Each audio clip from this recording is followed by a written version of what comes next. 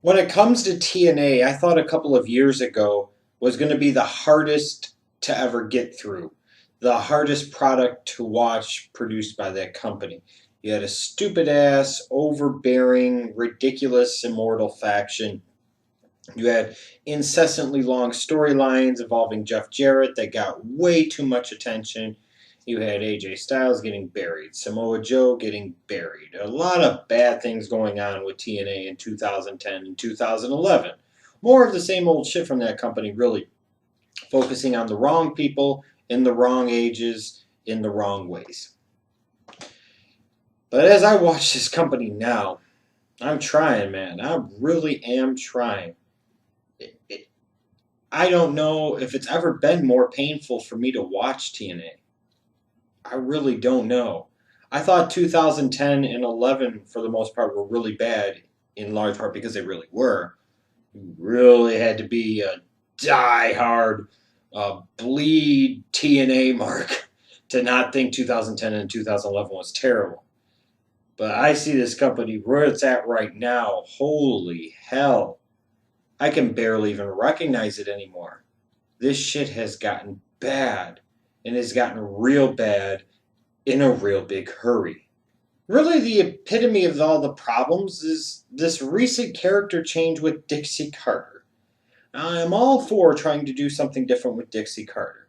And in theory, I am all for having her on TV as an authority figure because she's relatively easy on the eyes. And, everybody knows that she's running the company, da da da. So there is some legit credibility there.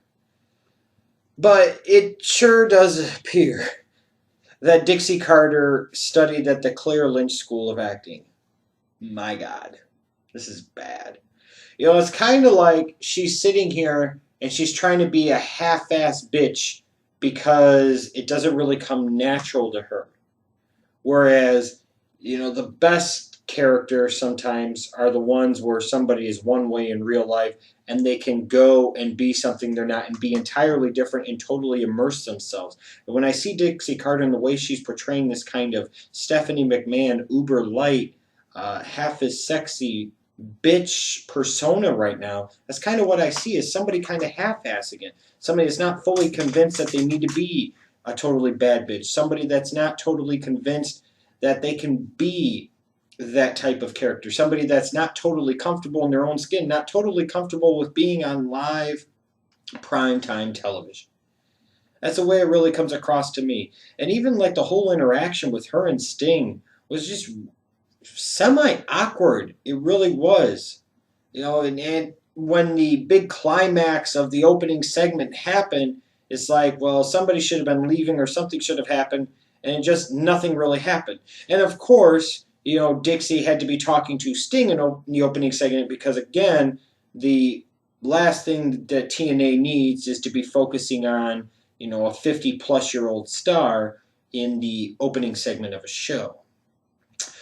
Dixie sitting there saying that she doesn't need anybody to help her run her company, not Vince, not washed-up-ass Eric Bischoff, even though you hired him to begin with, not he who shall not be named Hulk Hogan, and not Stephanie Levesque. I thought that was kind of funny. However, I wonder, Dixie, if the 400 or so people that actually showed up to your stupid event there at Tulsa, Oklahoma, would think that you're doing a great job of running your company, and I wonder if they would say that you do need some help running your wrestling product. A show is just bad when you give me Austin Aries versus Jeff Hardy, and I really just find myself kind of disinterested in the match, and that's a bad thing because this is hyping up the match that probably is going to steal the show at Bound for Glory, this big-time Ultimate X match. And you had Aries and Hardy. They did, in theory, put on a very good match. And then you got a nice little reveal to something, building and adding interest and appeal and intrigue to that Ultimate X match at Bound for Glory with Samoa Joe coming out and saying that he's in because Joe's going to kill you. And, in theory, that should all be good. But it's like I'm looking at it and it's like, man, these are 3 of the 5 guys in the Ultimate X match. You've got Sabins in there, too. I'd give a shit less about Manic. I really could. You could just give me those 4 guys. And that would just seem to be like a tremendously awesome internet guygasm in the short pants region thinking about those 4 guys wrestling in an Ultimate X match at Bound for Glory. And maybe when the time comes for the pay-per-view next Sunday, it will be an instant guygasm in our short pants for us on the internet when we get to see this match. That probably is what's going to happen. But it's amazing to me when so many other surrounding things are sucking the joy out of the product for you, how something like this that should be very, very good, you kind of feel kind of ambivalent and just mediocre about. That's sad. Now let me get this straight, TNA. You found a way to get the bromans on TV this week, but you couldn't find a way to get James Storm and Gunner on TV this week. Yep. Velvet Sky versus Brooke Tessmacher. They came back and had this match again for whatever reason. So the winner of this would get a shot at ODB in the Knockouts title at Bound for Glory. That's fine. Brooke wins. That's fine with me too, even though I still think it's stupid that she's associated with Bully Ray. But everything associated with the Aces and Eights is now stupid. And I hope each and every one of you truly understands that. My question is, though, when did Gail Kim earn an opportunity at the Knockouts title? Did TNA screw up when he said that? I mean, seriously. Did I miss something? Did TNA screw up? Is this something they didn't address? Is this something I just don't remember because TNA has made so little of an impact on me, pardon the pun, in recent weeks that I don't remember Gail Kim earning a title shot? Wow. That's the state of the Knockouts division today. Pathetic. The one real saving grace of this company for me lately, and this product in general, and of this show in particular this week, has to be E.G.O. Phenomenal. Robert Roode, Kazarian, Daniels. Now you see in guys like Daniels and Kazarian, you could be good ring workers, and nobody gives a fuck except the most serious of the serious that takes the shit too seriously type of fan. Now they have worked at their craft. They have become better all-around performers. They have become better characters. And as a result now I think have far more appeal and are far more entertaining than when they were just good in the ring. Especially in the case of Daniels and Kaz.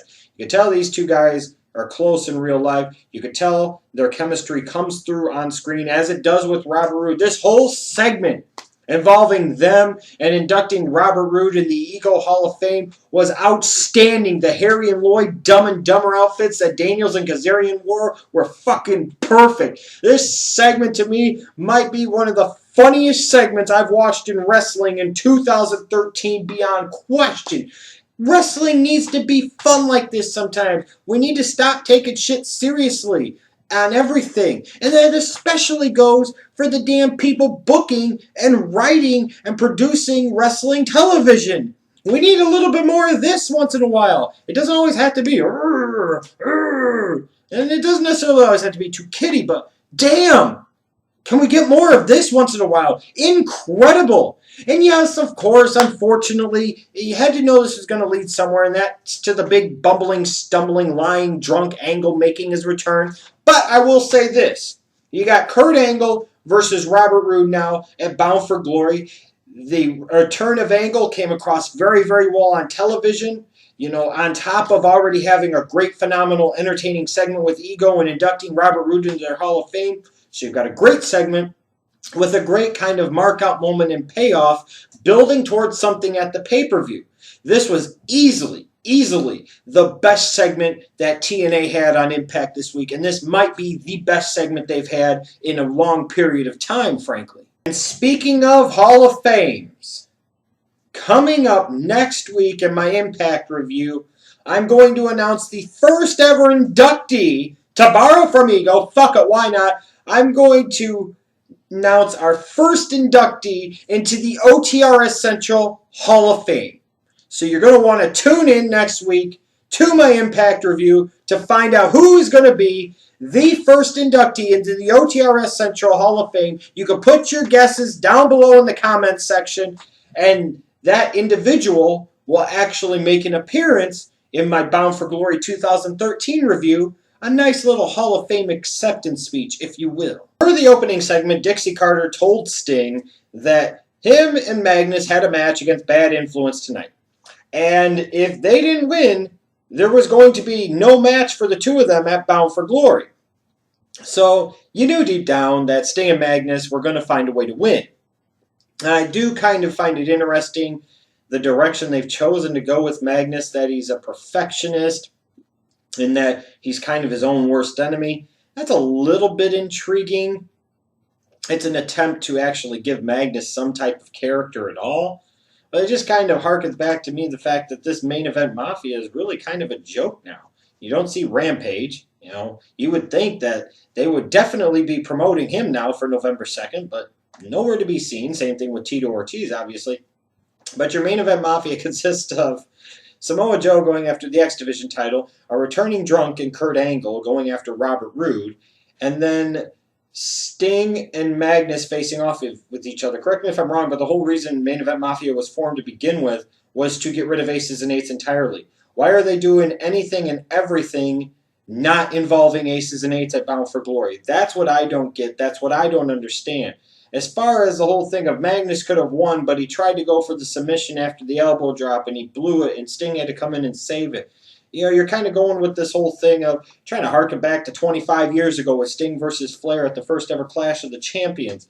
You know, Sting is no Ric Flair, especially at this point in time in his career. When Ric Flair carried Sting for 45 minutes and made him a star, Flair was at the height of his power. He was in the peak of his career, and you had a young, impressive, physical specimen in Sting, a great character. You had so many other variables that are not present currently for Sting and Magnus.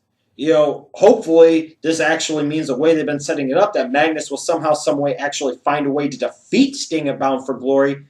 But there's always just that creeping, lingering doubt in my mind that they'll have Sting go over and just totally make this whole storyline completely fucking pointless. Now, with all the crap going on with TNA right now on a week-to-week basis, you know, I'm looking for any straws to grasp at, any beacons of light, any rays of hope that I could possibly glean from this company right now. And I think I may have found one. They're packaging this character. It kind of reminds me a little bit of Gino Hernandez.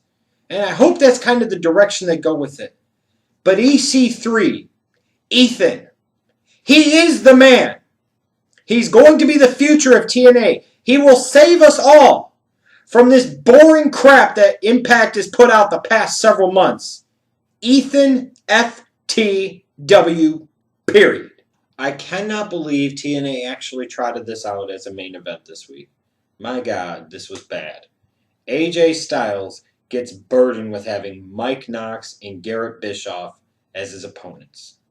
You've got Taz and Bully Ray doing commentary, terrible.